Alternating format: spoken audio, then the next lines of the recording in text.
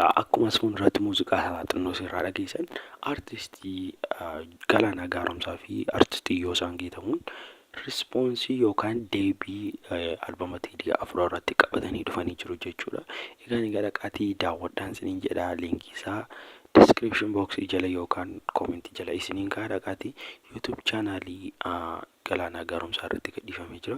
Dhattanii jiraan daawwachuu dandeessu jechuudha. Innis akka miliyoona galullee daawwatii akka daawwadhaan isiniin jedha daawwattoota keenya. Egaa artistoota keenya kanaa baga nagaan dhuftanii siluma yoo rispoonsii akkasii barbaanna.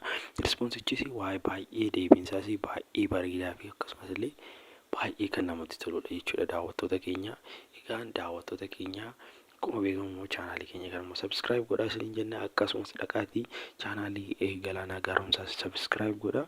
Akkasumas illee viidiyoo kanammoo sheerii walitti godhaa sooshaal miidiyaa hundasaarra kaa'aa isiniin jenna. Egaa daawwattoota keenya artistoota keenya kanaan immoo baga nagaan dhuftanii isiniin jenna. Akkasumas illee description boxii fi koomentii jalaa gochuun dhaqaatii sirbicha daawwadhaa isiniin jenna. Daawwattoota keenya yeroo ammaa kan erga gadhiifame sa'aatii 4 ta'ee jira jechuudha. Dhaqaatii daawwadhaa sa'aatii 4 keessatti 100,000 wayii argateera.